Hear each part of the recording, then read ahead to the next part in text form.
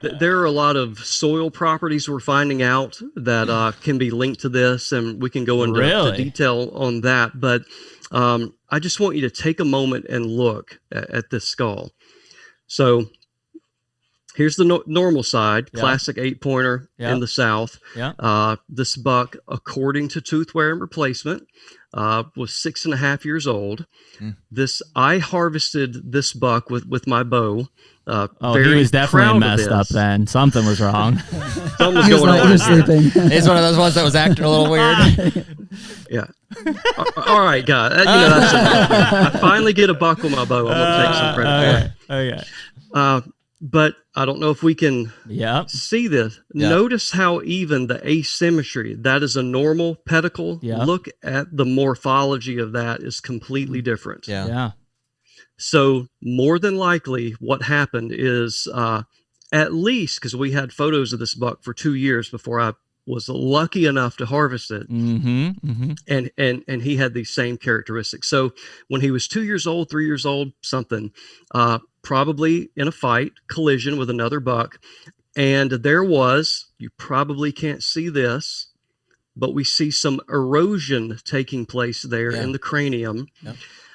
Not enough for a period of years, not enough to kill the buck, but infection is taking place. Even see these different types of spikes. I mean, that's abnormal.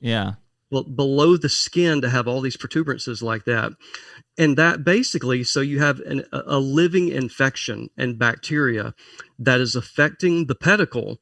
And what we see, like Jeremy said, another funky antlers, we also call them spike on one side, SOS.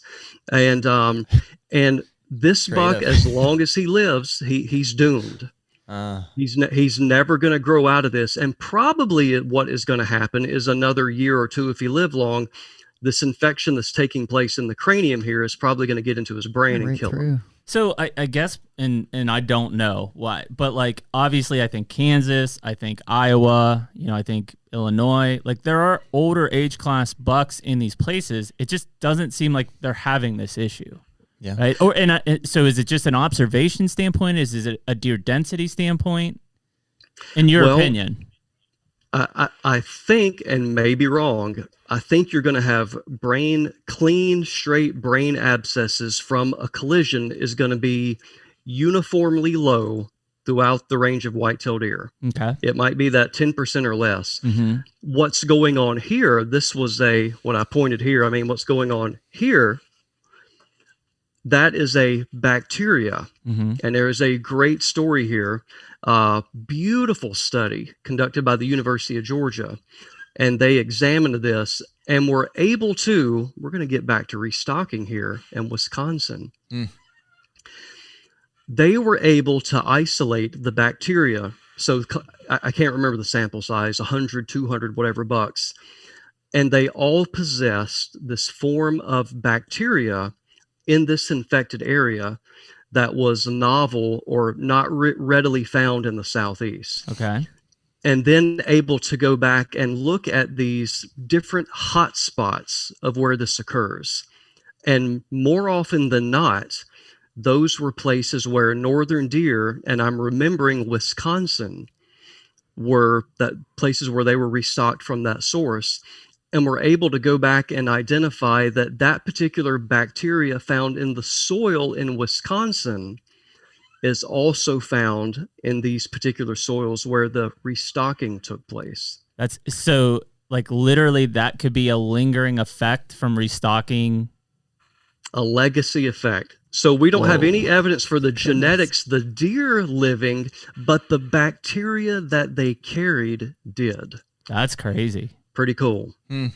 So not good, but pretty cool. Talk about long-term effect. So, literally from a restocking effort, because again, that's why I'm saying, like, I don't hear about this in Iowa, in Kansas. Like, I'm sure every once in a while we've seen deer, and observationally and on cameras and stuff, but the frequency that we're seeing it in the South, again, when people cry, quote unquote, genetics, they're actually not far off. Yeah.